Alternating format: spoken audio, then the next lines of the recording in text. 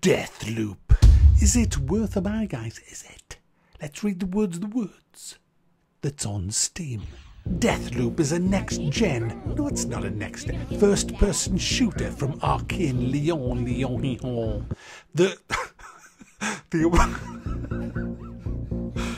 The award-winning studio behind Dishonored. In Deathloop, two rival assassins are trapped in a mysterious time loop on the island of Black Reef, doomed to repeat the same day for eternity. I'd love to do the same day for eternity. I can remember the day. I was 18 years old. First up, guys, let's have a quick look at the actual graphicals, the graphical options for this game. There's quite a lot of stuff you can twiddle with and tweak and push and pull and all of that fancy stuff to get them extra frames a second out of your graphics card. But, guys, there's a big but. I'm running an i9 2080 and I had to turn, well, you can see me settings here. I had to put VSync on, limit it all to 60 frames a second, because if I didn't, it didn't run that great. So that's the settings I used, and I got it running fine. I didn't really have any problems, although I did have a full crash, which I'll probably show you later on in the video. So guys, this is the game that I've been looking forward to all year. This was my penciled in game of the year. I can't think of a AAA game that I was more looking forward to than Deathloop. And I have to say, guys, that I am fucking pissed off again. I'm sick. How many more disappointments can a man take, guys? I mean, just how many more can a man take? Let's start off with what the game is. You play as an assassin. You can play as either assassin. There's two assassins going head to head, essentially. Although it's not really that, but I'll explain as we go. The main character that you play is a shit talker, and the other character that you can play is a shit talker.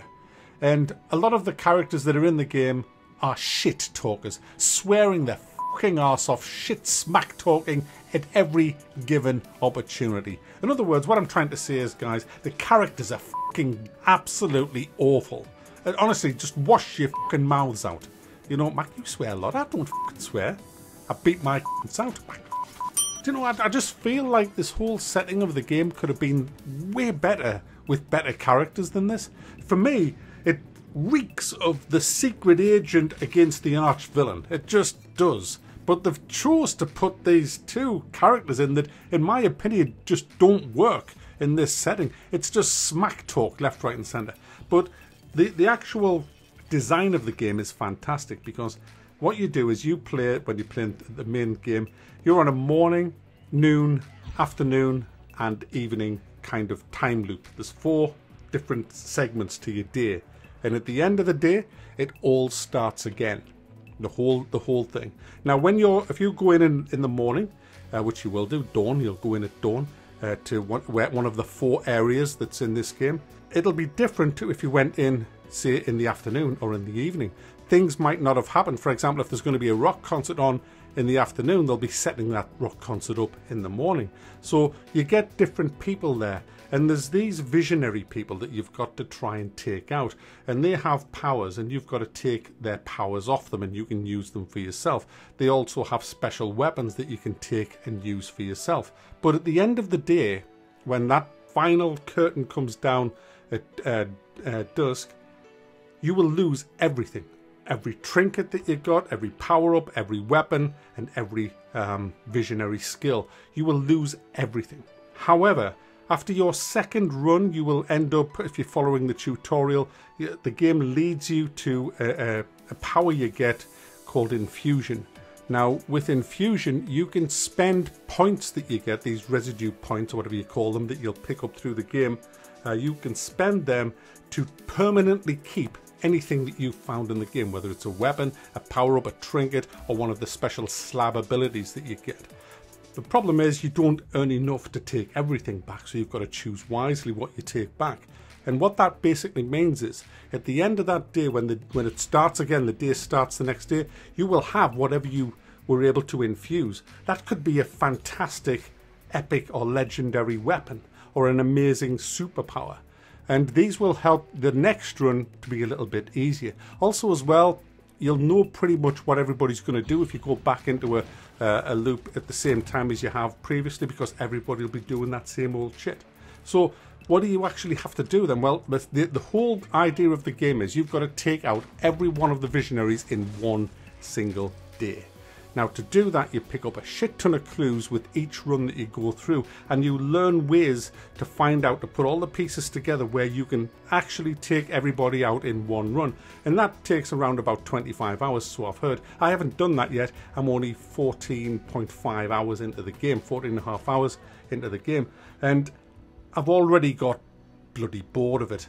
And I'm going to tell you why. This is the bad stuff now, I'm afraid. First of all, let's just dispel this whole bullshittery about this being a next-gen shooter. There's nothing next-gen at all about this. If you go and look at Prey, for example, on the graphics, there's hardly any difference between Prey, which was in 2017, and this. There's just not a lot of difference, really. I was quite surprised when I started playing the game just how ordinary the graphics looked, and you got all these people telling me how, oh, it's next gen, it's the next gen PlayStation 5 next gen. It's not.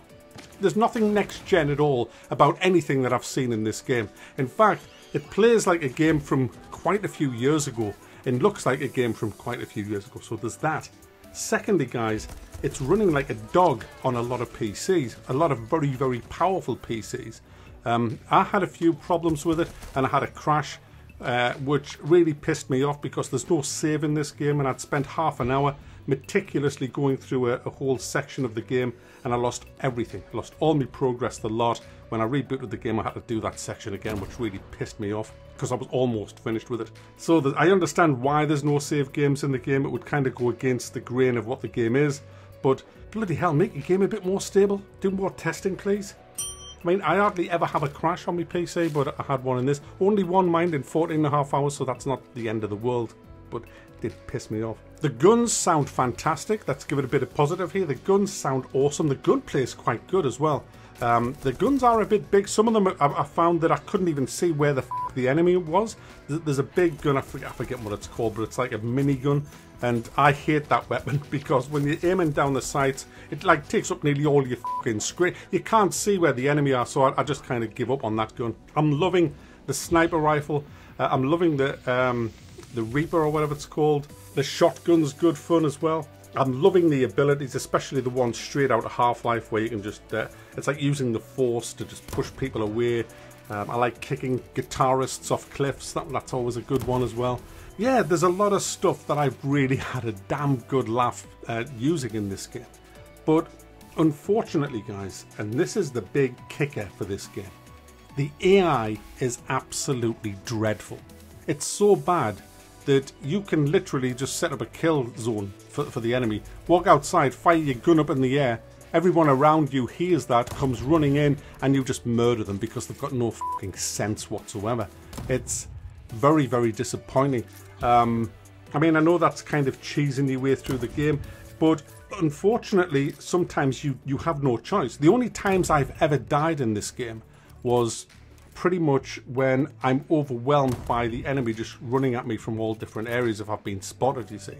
It's the sheer weight of numbers because you hardly have any hit points and you go down rather quickly until you get the right kind of defenses, which you do get later on.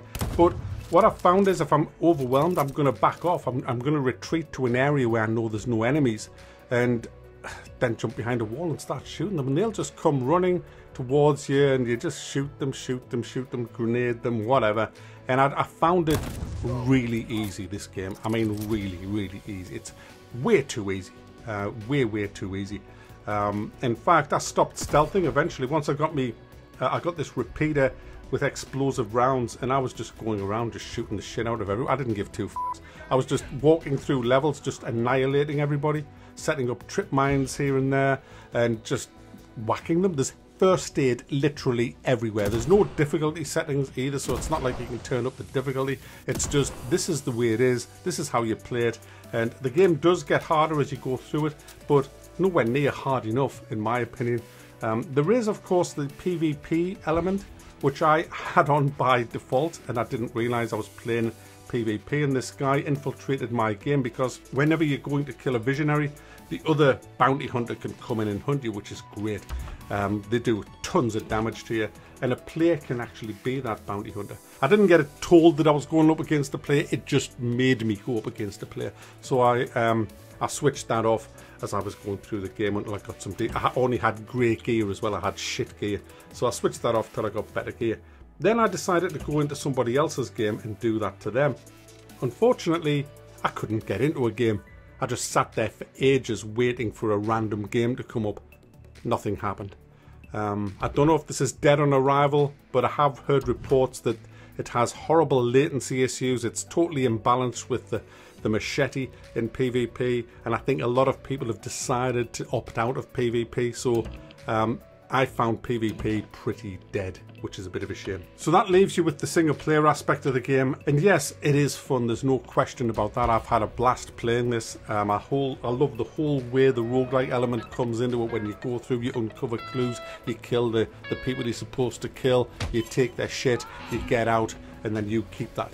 If you die in the game, you can go back to your body, and if you can grab the residue off it, you'll get your life back. You only get 3 lives in a level, and then you're fucked if you lose everything if you die, except the stuff you infused. The problem is it just gets boring.